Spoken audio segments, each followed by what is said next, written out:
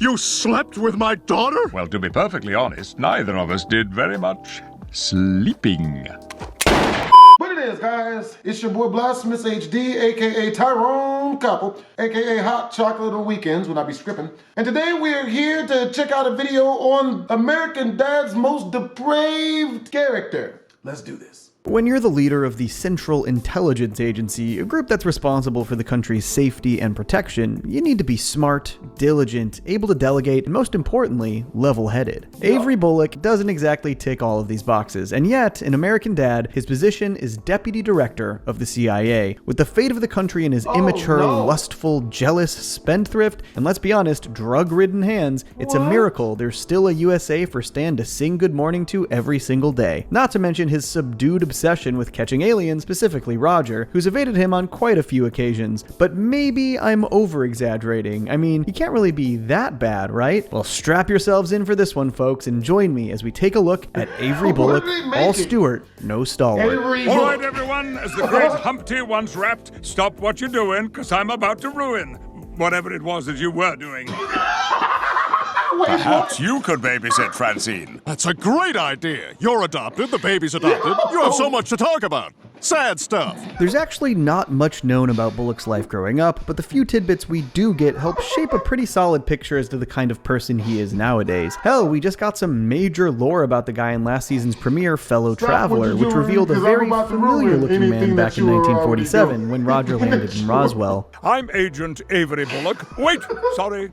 Avery Bullock Sr. I just had a son, and he changed my name on me. We don't really learn much else about Bullock or his father, but we do see Avery Sr. training Avery Jr. at the end of the episode. However, with his father being the previous deputy director of the OSS turned CIA, and his failure to capture Roger back in 1947, we get an added bit of context as to Bullock's burning need to catch Roger. It's something his dad couldn't manage all those years ago, and now, even if not intentionally written as so, it adds some depth to his obsession. We also learn that while in boarding school, Avery first experimented with his sexuality, something he'd mentioned a few times throughout the show. You're as tight as the fabric on a reupholstered Davenport.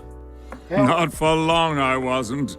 This was the day I started to like playing inside. Along with a few more admittedly minor pieces of information scattered throughout the series, this is basically it for Bullock's life before the CIA, but we're not exactly done talking about his family life. At the beginning of the series, Bullock had a wife named Miriam. However, as early as the 5th episode of the series, we find out exactly what had happened to her. Where's your wife this evening? Handcuffed to a radiator in Fallujah. She wanted to come, but I do not negotiate with terrorists. This is actually brought up a few times throughout the first few seasons, including in the episode 4 Little Words, where it starts to take a toll on his work and his employees. Bullock's made us work late every night this week. Now you know why. Bullock's wife is still being held hostage in Fallujah. Who wants to go home to an empty house? This reaches a boiling point in the episode One Little Word. After being forced to go out with Bullock to pick up chicks and neglect his wife on several different nights, Stan decides to lead a mission to Fallujah to free Miriam. Obviously, Bullock is elated to see Miriam again, until it's revealed what 3 years in captivity chained to a radiator did to her psyche. Nothing can change my feelings for her. Miriam! Die, American infidel!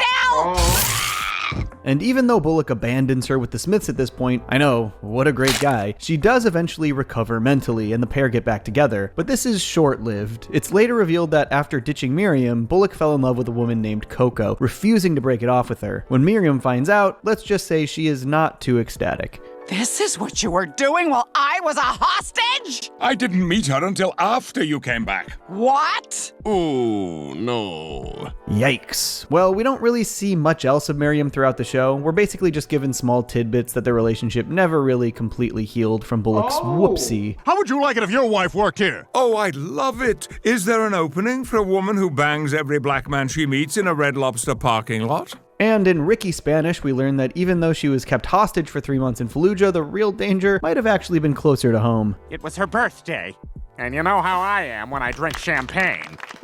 And that's about all we've got for his wife, but we're not done talking about his family just yet. Going back to 4 Little Words, a series of unfortunate events leads Francine to India, where she adopts a baby named Sanjeet. Stan comes to take her home, but she refuses to leave Sanjeet behind. So Stan decided to kill 2 birds with 1 stone.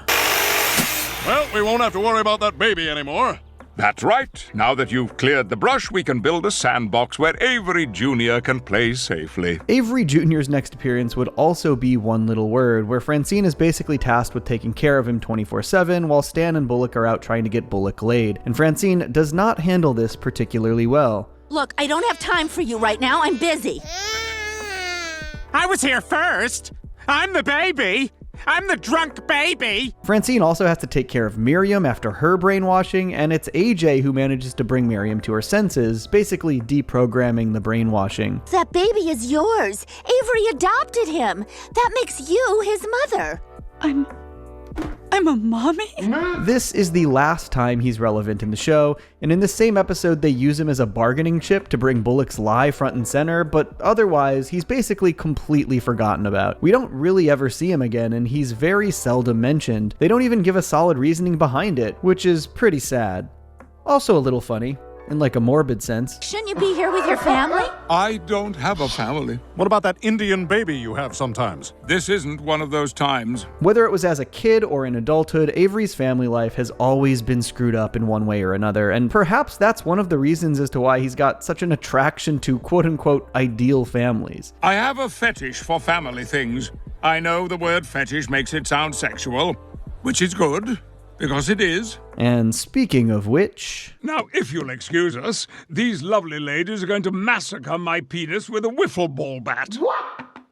That's not attractive. If there's one thing that's consistent about Avery Bullock, it's that his depravity knows no limits. There isn't even one specific thing that he's into. It could be anyone's guess as to what he'll do to himself, do for himself, or do to others to achieve his sick desires. Every year, Bullock goes overboard with the steroids. We do July 1st and then drop him off in the woods so he can work off his aggression in isolation. And while this could be completely coincidental, a lot of his depravity seemingly came after the fallout with his wife.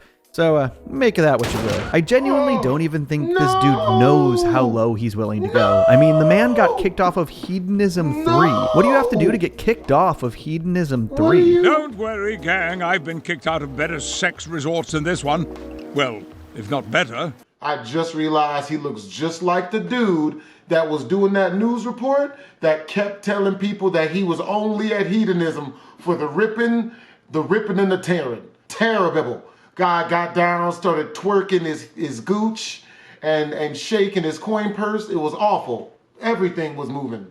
At least worse. Do we even want to know what he meant by this? Speaking of, Bullock is actually extremely open-minded in regards to his sex life. No. For better, and unfortunately, for worse. No. He'll bang anyone with a heartbeat, and No. even then, that's not exactly a firm requirement. No, And I remember wish. your 4th of July I'm not barbecue? that slutty. I muff punched your Gram. She was just too senile to know it. I mean, he'll even bang the very thing he's dedicated himself to capturing and dissecting, even though he wasn't actually aware of it at the time. We've been on 9 different Hinge dates. He always asks for a ride home so he can make a move in the car. What a skis. Good tactic, though. Usually works on me. And that's not to say that he doesn't have a type. He mentions on a couple occasions that he's really into overweight Asian girls, one of the reasons he was so into Coco. Her?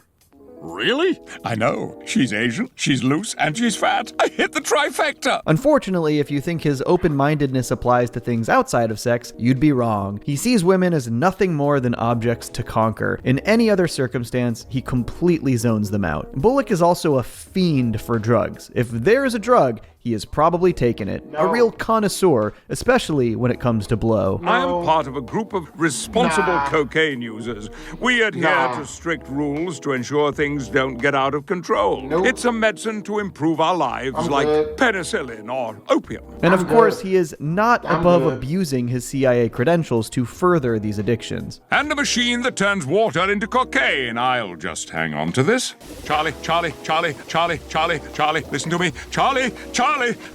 What's your name again? One of the worst cases of this abuse of power is in Paranoid Frandroid. In this episode, Francine gets extremely into conspiracy theories after finding out that Stan has been limiting her news intake to only fluff pieces to keep her from the actual horrors of the world. Most, if not all of her theories, she just pulls out of thin air. She does manage to eventually come up with a true theory, though. What is it they say about monkeys and typewriters? Broken clocks? But this theory is one involving the CIA. Project Toilet Cam has been compromised. We need to eliminate Francine Smith. Word? Gross, though I guess there is a method to his madness here.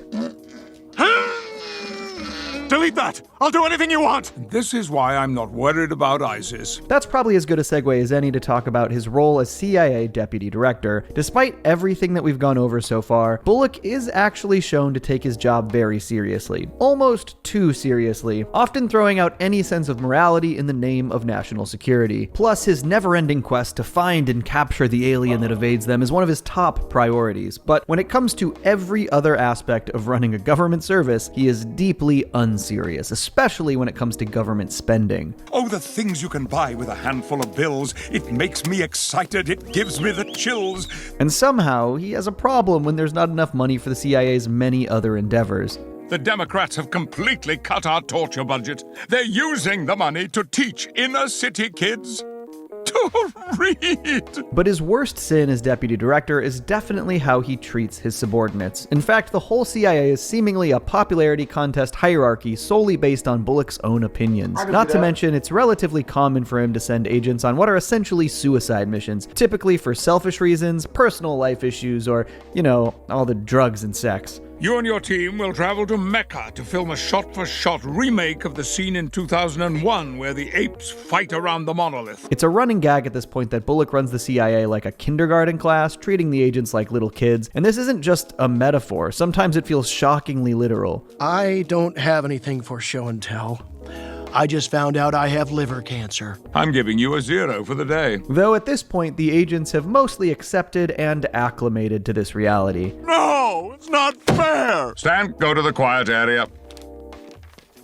It's not milk time.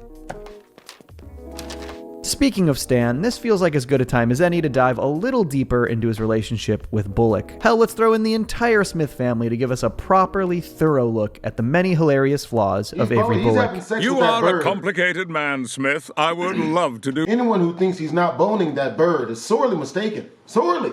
Not as sore as that bird is, though. mushrooms with you. So far, we've discussed a lot of Bullock's habits, for better and worse, but we haven't really discussed Bullock as a character. What makes him tick? That's partially because most of these moments are in episodes where Bullock is working with, and sometimes against, the Smith family, and his life is shockingly intertwined with theirs. The most obvious connection is the one he has with Stan, boss to subordinate, and it's probably one of the most tumultuous relationships in the entire show. When the pair is seen together, whether that's in a professional environment or outside of the office, how they view each other is basically a coin toss. Sometimes Stan does whatever he can to try and impress his boss. Is this Agent Duper? Yes, and he's eating a falafel recreationally. Terrorist. He's even put his family's well-being at risk to climb Bullock's social ladder. In She Swill Survive, Stan uses Haley's new job as a bartender to learn Avery's secrets, specifically aiming to get that inside track for an invite into his inner circle. This comes at a steep cost, however, as Avery basically forces Haley to drink whenever he's at the bar, something that Stan somehow encourages. Maybe I should just get a different job. What? Oh, no, come on now. That's where you're working. In episodes like these, Bullock sees Stan as nothing more than a tool, basically a pawn who he looks past until he finds some way to use him to get what he wants. For example, in the episode Stan Goes on the Pill, where Stan gender swaps, he catches the eye of Bullock, who, by the way, fully knows this is Stan. After they get close and personal, Stan uses the opportunity to bring up an issue with the break room that he has, something Bullock completely ignores. The break room fridge. Oh, I hate the break room fridge. It's always so packed. Someone's got to do something about that. Are you kidding me? Bullock is not beating the sexist allegations here. But again, this dynamic can change episode to episode. Sometimes they'll just be hanging out in a boat drinking or at a sporting event together, and other times he'll completely blow Stan off. Bullock's opinion on Stan shifts at the drop of a hat. Sometimes he hates him, and other times they're besties. I thought after working together all these years, you might like to hang out. Senor Bullock, no here. Go away or I kill you. I've been meaning to get rid of my old one. He promised he'd never take it off. You're supposed to wear them until they fall off. It's in the rules. There's this running theme of Bullock needing to feel appreciated by his employees as both a boss and a friend, even if he doesn't do anything to deserve that. He gets extremely petty and jealous when Stan ignores him over other people. One time after sending Stan on a spur-of-the-moment mission inspired by Point Break, Bullock gets extremely defensive when Stan enjoys his time there, not because he's blowing off his job at the CIA, but because he's not around to hang out out with them. They're my best friends! Best friends? One, that hurts my feelings. Two, the fact that they are your best friends makes me hate them even more! That episode, by the way, ends with Bullock trying to blow up Stan's surfing friends. Just thought you should know that. In regards to a professional environment, Bullock is actually the one who has to rein in Stan a lot of the time. Like I mentioned, despite all his flaws, he's still dedicated to getting the job done, and he's not afraid to knock Stan down a notch for his slip-ups. Good God, you did it, didn't you? You activated your daughter. Look, sir, I know you're mad, but Deactivate her now! I think the episode that best dives into this complicated relationship is the full cognitive redaction of Avery Bullock by the coward Stan Smith. In it, we see Bullock name Stan as his protege, and the pair really start to hit it off, with Bullock teaching Stan all the tricks of the trade as they bond and become closer friends. But the good times do not last, as Internal Affairs informs Stan that Bullock is shown to be suffering from early symptoms of dementia, requiring Stan to bring Avery in for complete cognitive redaction, basically turning him into a vegetable. Whoa, you mean erase his memory? The way you did with Deputy Director Millbrook? Millbrook is fine. Look at that smiling face. When Stan informs Bullock of this plan, Bullock completely entrusts him and informs him of an internal affairs controversy to wipe him out, something Stan totally buys into. But soon, we start to see just how outlandish and erratic Bullock has become, and Stan loses faith. It gets so bad that Bullock steals a nuclear sub and has a mental breakdown over a sandwich. So yeah, it takes a lot for Stan to fully grasp the situation. We start with the Houston Oilers. Sir, listen to what you're saying. The Houston Oilers aren't even a team anymore. That's what they want you to think! But instead of taking him back to Internal Affairs, Stan goes far out of his way to give Bullock the best day of his life before putting a bullet in the back of his head. Thank you, but I can't go with you to this party. Goodbye, sir. It turned out this was all an elaborate ruse by the office's most hated employee, Dick, who planted a brain scrambler on Bullock. Stan's bullet actually managed to destroy the scrambler, sparing Bullock's life, and you'd think Avery might be grateful for something like this, right? He wanted to erase my memory? Yeah, but don't worry, I wasn't gonna let that happen. Fool! Your job is to follow CIA protocol. More evidence that, despite all of his faults, Bullock is dedicated to the job, enough to lay his life on the line for it. And as for his relationship with Stan, well, it's never really clear as to when or how Dick planted that memory scrambler on Bullock, but I would have to assume it must have been sometime after Stan and Bullock started to become buds. So at the very least, some of what they experienced was genuine. Further proof that their relationship is chaotic. But that's not even close to as chaotic as it gets, because Stan isn't the only Smith that Bullock screws with. Enter Haley and exit the word with. Yikes. Back in the early era of the show, Bullock's political agenda was just as, if not more rigid and right-leaning than Stan's, whereas on the opposite side of the spectrum, you have Haley, easily the most liberal member of the family. The two of them bicker a few times throughout this era, constantly one-upping one another, but with the season 2 premiere, Bullock's to Stan, we see a whole new light to their relationship. You slept with my daughter? Well, to be perfectly honest, neither of us did very much sleeping. Stan is understandably infuriated by this news, but when Bullock dangles a promotion in front of his face, he once again bends to his boss's whims. That is, until Bullock goes one step too far with how he addresses Haley. How dare you talk to me that way, you third-rate tart? Sir, she is my daughter. This is between me and that filthy, cheap slut. He's really not beating those sexist allegations anytime soon. Yeesh. Bullock and Haley's relationship is a weird one for sure, and after she breaks up with Jeff for being too agreeable, we learn exactly why Haley gets with Bullock. I know it's crazy, but I like him. He challenges me, and besides, he has a huge penis. I mean Haley! But Avery's attraction to Haley is a bit more up in the air. It could be because she also challenges him. Right before this moment, they were hurling insults back and forth, something that Bullock doesn't get much of given his powerful standing. Or maybe it's a taboo thing, given the massive age difference between the two of them at 19 and 70. Technically not illegal, but what I'd refer to as illegal. Maybe it's a combination of both, or some secret third reason, but Bullock is into some weird stuff, so I would guess that the taboo did play a factor. I love little girls, they make me feel so good. Disgusting. Little girls, they make me feel so bad. Despite the extremely rocky end to the relationship and the contempt they still hold for one another due to their ideologies, they seem to be on relatively solid terms, at least enough for them to still have each other's phone numbers saved and to be on a first-name basis. Avery, it's Haley. I have to talk to you. I was kidnapped. When you were kidnapped, what were you wearing? Their relationship is actually brought up a few times throughout the show. The most prominent example would probably have to be in the show's 100th episode, where he and and Reginald, a koala who also had a short fling with Haley, don't ask, long story, get into a fight over how Bullock was describing her as a sexual conquest instead of a human being. And I don't mean a verbal fight either. They go full-on fisticuffs with this one. It gets insane. I apologize to the maids at the Red Roof Inn who had to clean the curtains after I...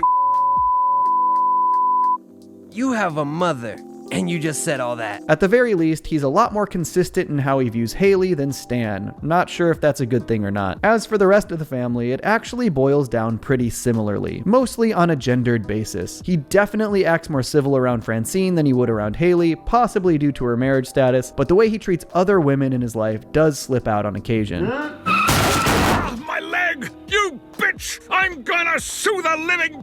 Crazy Chest, how are you? And while Bullock is probably the least connected to Steve Smith, they too have a chaotic relationship, though most of the time he just sees Steve as Stan's dorky son and doesn't really want him around. But given Bullock's intertangled relationships with the Smiths alongside his, family fetish, you can probably guess how messy these dynamics can get. Though with episodes like Finger-Lenting Good, it seems he holds the Smith family in somewhat high regards, as they actually go through with their promise to let him chop off a finger of the first person who breaks Lent. I hope it's the boy. Why? I envy your youth! Real integrity in his eyes. And that's about all we've got for the very strange intertwined relationships between Bullock and the Smiths, though leaving things off here does seem a bit unsatisfying. We've learned a lot about Avery Bullock so far, but it does sort of feel like we're lacking any rhyme or reason for him being the way he is. For the most part, it's just been a chaotic mess. And there might be a good reason that chaotic mess is the best way to describe Bullock.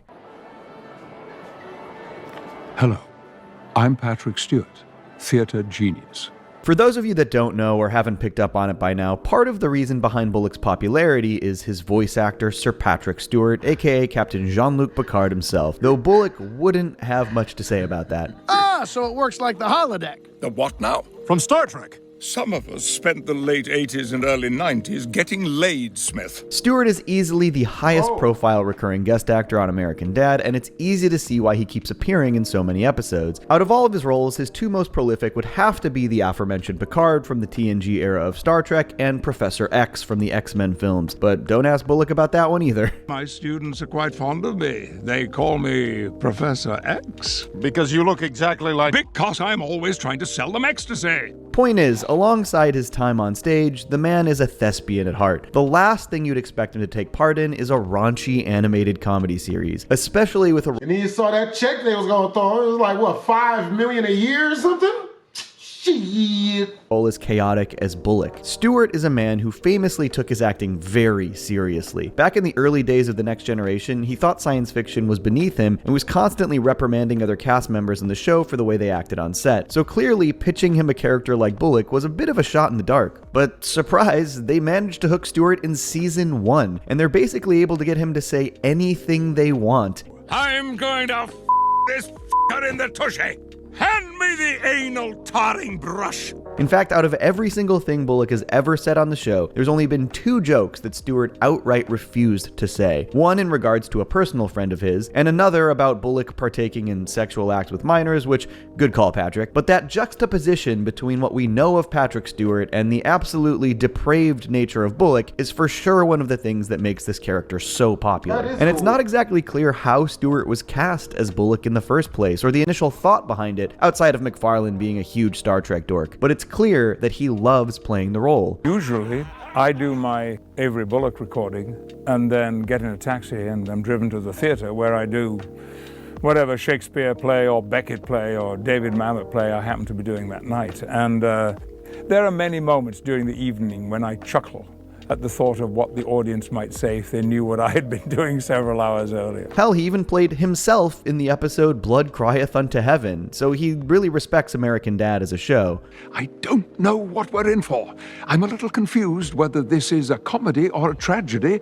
A catastrophe in the end would certainly clear things up. I think it's clear that the writing team saw his love for the character and was more comfortable with getting him to say things that are more and more out there. It's like the character is half written to be a real, tangible character in the series and half written as an excuse to get Stewart to say some of the most insane stuff ever written for television. And honestly, I'm really happy that that's the way it turned out. Janet, when's my next appointment? Not for 2 hours, sir. Excellent.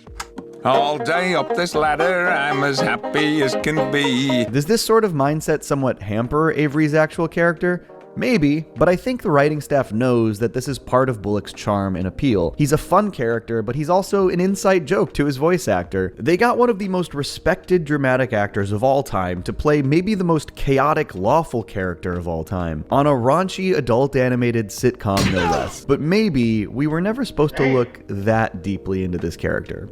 You know, like I just did. They've assured me that a scene will happen when all those stupid agents are sitting around, and one of them will say, have you noticed the way Deputy Director Bullock talks? It's not like the rest of us. and indeed, I talk like this. You know, I couldn't be more possibly English. So that will be the signal that the series is about to come to an end, I think, when they finally realize that an Englishman is actually running the CIA. It's a good joke, isn't it? It's a really good joke. Yeah. Hope you guys enjoyed the video. Lord knows I did. Make sure to comment, like, and/or subscribe. It's your boy BlastphamousHD. Twist.